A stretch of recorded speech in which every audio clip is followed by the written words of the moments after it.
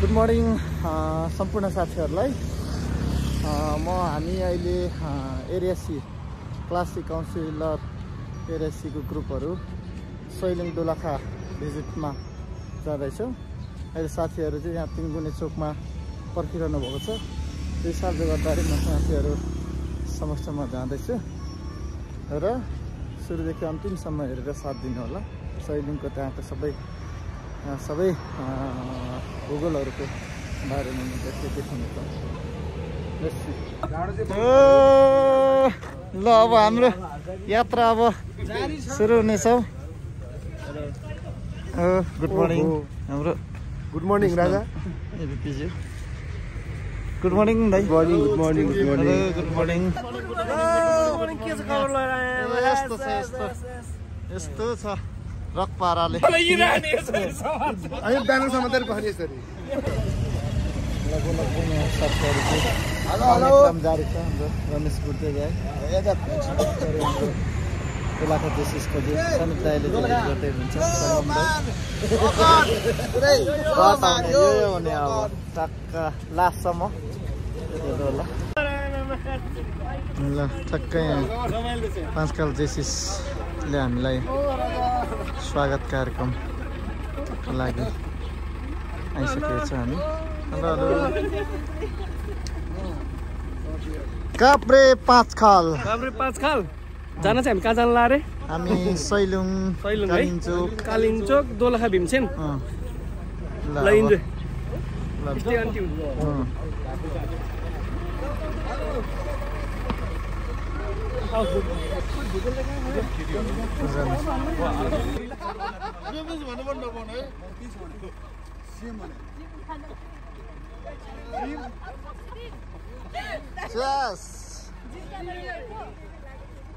Okay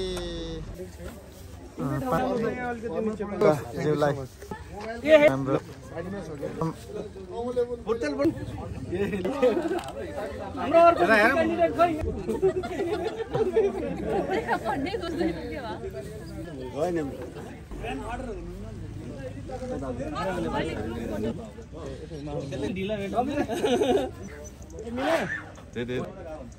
Rabin दाइ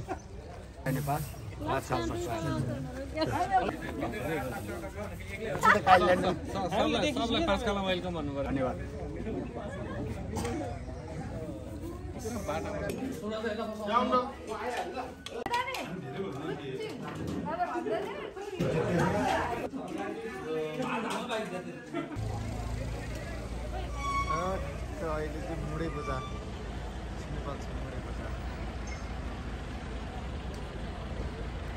finally हाम्रो ग्रुपको चाहिँ एरिया सी को चाहिँ ज्याकेट आइसकेको छ। सम्पूर्ण काउन्सिलर साथीहरू घुम्नको लागि दोलखा आइपुगेका छौँ। सम्पूर्ण साथीहरूले एरिया सी काउन्सिलर क्लासिक काउन्सिलरको ज्याकेट लगाइसक्नु भएको छ। यो चिसो मौसमलाई शरीरमा तातोपन दिनको लागि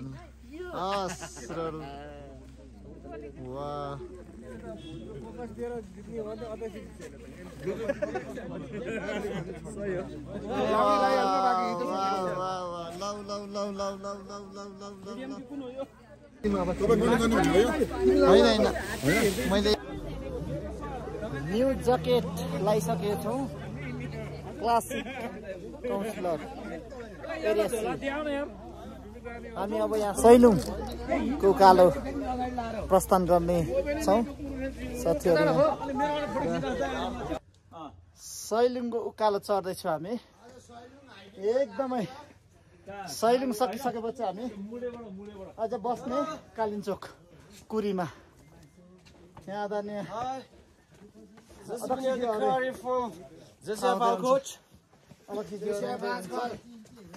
दोलखा अध्यक्ष पाँचखालको अध्यक्ष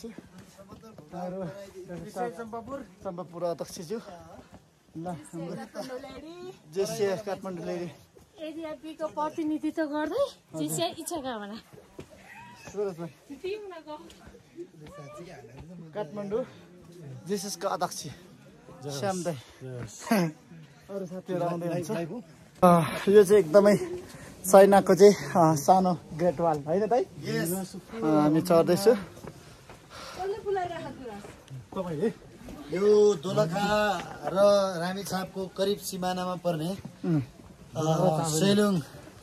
सेलुङेश्वरी महादेव नजिकैको यो यसलाई के भन्छ, टप अफ द लगभग टप हिल साइड भनौँ। हिल साइड यो चाहिँ एकदमै चाइनाको चाहिँ ग्रेट वाल जस्तै नेपालमा पनि सैलुङ।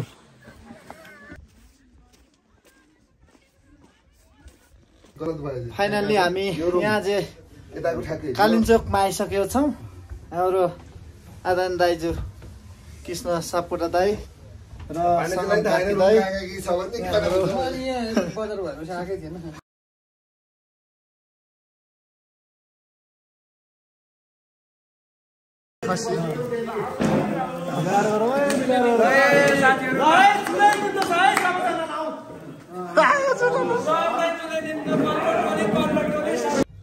Hello good morning. अहिले यहाँ कालिम्चोकको चाहिँ कुरीबाट एकदमै चिसोले भर्खर उठेको थिएँ, मुखसुख धोएर।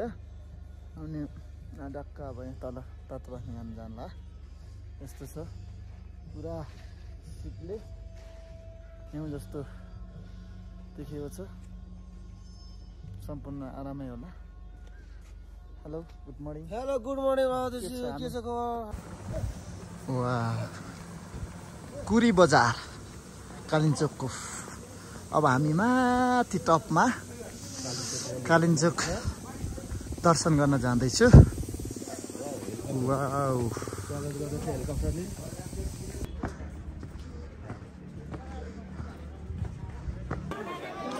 एकदमै लाइन छ। टिकट लिएर 1-2 घन्टा बस्नु पर्यो। लास्टै चिसो छ, त्यो पनि म त सेकेन्ड टाइम। अहिले चाहिँ यो कालिम्चोकको चाहिँ केबल कार नपाएको हुनाले अहिले चाहिँ पहिला फर्स्ट टाइम चाहिँ केबल गर्छ थियो। अहिले चाहिँ हिँडेर कति घन्टा पुगिँदो रहेछ। कसैले भन्छ 2 घन्टा, कसैले भन्छ 45 मिनट पुगिन्छ, कसैले 1 घन्टा। धेरै कुरो सुन्यो भने त्यस्तो छ। त्यही भएर कति मिनट लाग्दो रहेछ। अब बिस्तारै जानेछौँ र माथि टपमा गएर देखाउनेछौँ।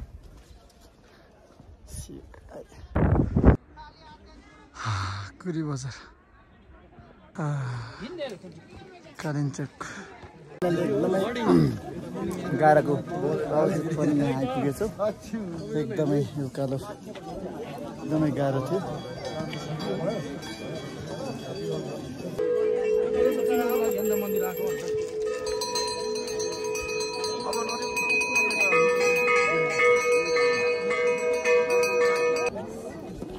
कालिम्चोक दर्शन गरेर चाहिँ एकदमै फर्किने क्रममा छ। अहिले खासै सन्चो भएको थिएन, त्यही सन्चो नहुँदा पनि यहाँसम्म आयो। कालिम्चोकको नेपालले मलाई साथ दिएको छ, एकदमै खुसी लागेको छ। हिजोदेखि अलिकति गाह्रो भएको थियो, त्यो मौसम अनुसार चाहिँ एकदमै शरीरमा पनि केही परिवर्तन भएको थियो। यो कालिम्चोक माताले गर्दाखेरि म यहाँसम्म आइपुग्न सफल भयो। तर हेरेर बिस्तारै आयो, तर 45 मिनटमा चाहिँ आइपुग्यो।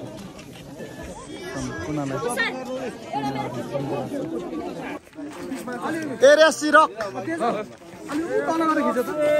एरिया सी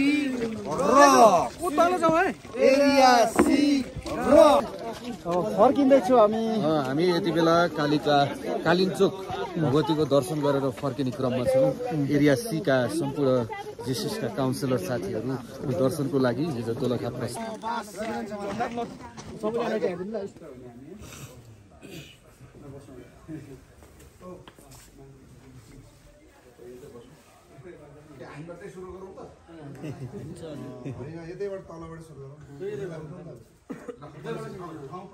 सञ्जीतजीले जुन यो कार्यक्रमको आयोजना गर्नुभयो र लिएर मेरो साथीहरूसँग एउटा अन्तर्क्रिया गर्ने अवसर जुटाउनु भयो। यो त भिडियो